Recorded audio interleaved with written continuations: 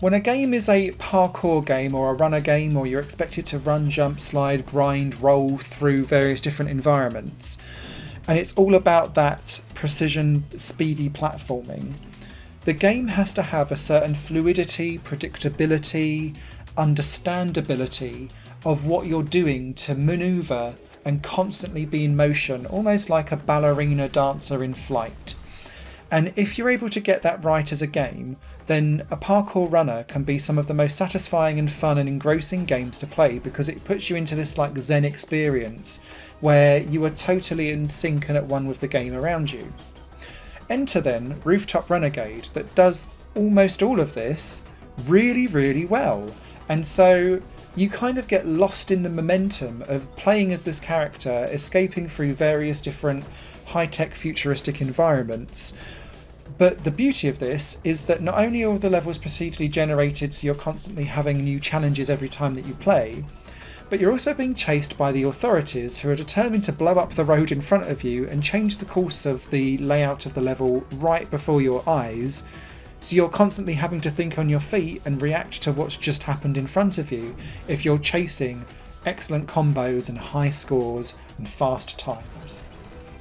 That's essentially what Rooftop Renegade brings to the equation, and it's that unique twist where you're constantly having the world explode around you that keeps you on your toes, because you might have identified that there's like a grind rail that leads to a jump boost pad that then also allows you to slide underneath a laser that then will have your recharge boost ready so that you can jump and boost and fly over something and hit the highest part of a level, which then gives you a boost pad elsewhere.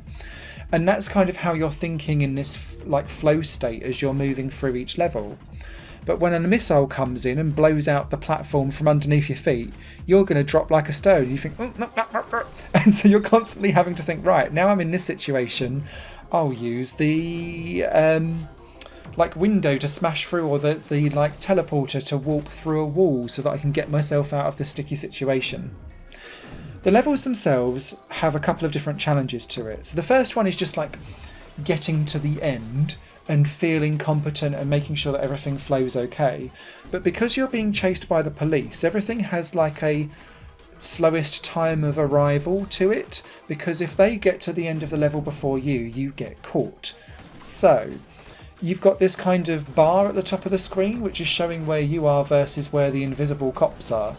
And so you don't want to fall like behind, because it's very difficult to catch back up again. But it's always a close run thing, even if you do things perfectly. So I think it kind of reacts slightly to how good or bad you're playing and adjusts its difficulty accordingly.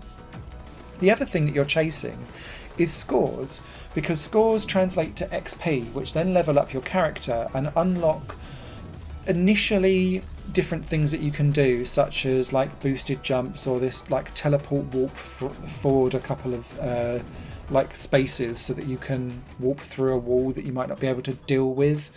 But then later on, as you level up, you kind of get different standards of improving the jumps or the warps and that kind of stuff, and the cooldown times for them and things like that. So it's worth replaying again and again. And although there's only 23, 24 levels in the story mode to start off with, just to kind of get you used to all of the different things that you unlock, the main bulk of this game that you'll be playing your time with is in the procedural generation. You can type in words to get seeded levels, but you can also just like randomly generate stuff constantly on the fly. And so not only is the level unique each time that you play, but then also it will kind of put in, we're going to have 3 missile launchers going at you in this one, or it might be that you've gone for a slightly easier mode and there's just like one person with a gun. And so depending on how that all kind of merges together, not only determines what the level's like, but the level of destruction that's going to be aimed at you. And so it constantly keeps you on your toes and moving forward. This game can also be played in up to 4 players in local multiplayer. I didn't get the chance to play that, but I could see this being an absolute blast, and it reminds me heavily of speedrunners, but with explosions. So if you enjoy those types of games, I think Rooftop Renegade will absolutely scratch an itch for you.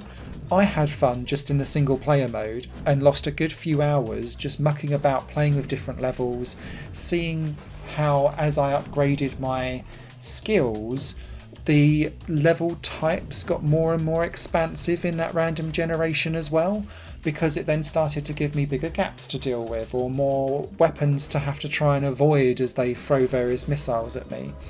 And there is a real satisfaction to knowing that there's someone about to launch a missile at you, and then you find a blue grind whale, and when you hit those it sends a bolt of electricity across to the police and it stuns them and it stops them in their tracks and their actions.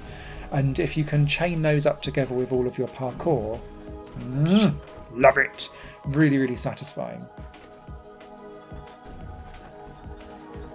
If I was going to be hypercritical, I would have liked some more handmade single player levels for me to kind of do some time trials up against it for local or online leaderboards, something like that.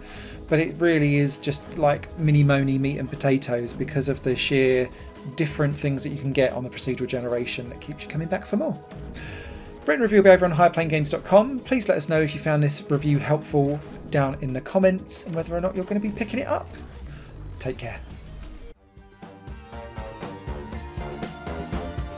Higher Plane Games is part of the Higher Plane Network, a completely independent media outlet supported by people like you. The goal is to create the best possible content that cultivates a richer indie scene for games as well as music and entertainment.